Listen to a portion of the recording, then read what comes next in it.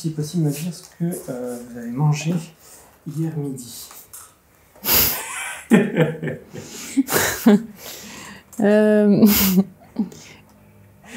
toute façon, personne ne peut vérifier si je dis la vérité. J'ai fait les Beaux-Arts de Toulouse, les Arts Déco à Strasbourg, où j'étais spécialisée en design et en scénographie.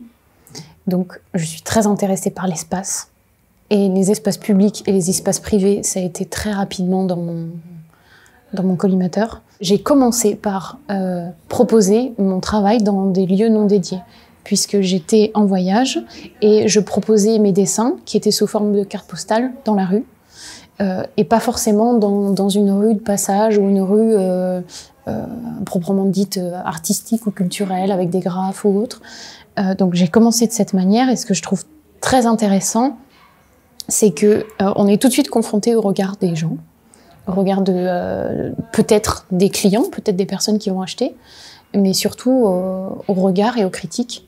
Ça, j'ai trouvé ça très intéressant, que ça soit envers moi ou envers les personnes qui sont en train de regarder et qui échangent entre elles. Moi, je deviens spectatrice, du coup. La première différence que je vois, c'est les codes qu'on a assimilés quand on est dans un lieu dédié, notamment quand on va voir de l'art. Là, moi, je parle d'art visuel. Donc, en général, il y a peu de bruit dans ces lieux-là.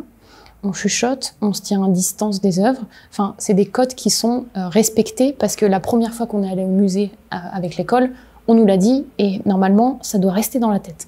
Parce qu'à partir de ce point-là, on est bon élève, puis bon citoyen, puis... Et ça, mine de rien, c'est ancré dans notre comportement, et ça induit des manières de communiquer aux autres qui sont absolument pas les mêmes que dans un lieu qui n'est pas dédié. Que dans la rue. Dans la rue, il y a personne personne dans le sens, aucune institution, aucune grande voix, aucun grand autre nous dit fais pas trop de bruit, marche pas comme ça, cours pas. Quand j'ai présenté un travail photographique en extérieur, je me suis postée pas très loin pour regarder comment était vu ce travail par les autres. Et il y a un monsieur qui passe en courant, il fait son footing. Il a aucun code à respecter, il est dans l'espace public. Ça veut pas dire qu'il n'a pas vu l'œuvre. Puis encore, s'il l'a vu en allant vite, peut-être qu'il a eu une autre vision, et pourquoi pas. La distance par rapport aux œuvres n'est pas la même. Personne nous dit qu'on n'a pas le droit de toucher. Quand on est dans un lieu qui n'est pas dédié, on est attrapé par l'art. D'une manière saisissante ou pas, mais on est forcément attrapé d'une manière ou d'une autre.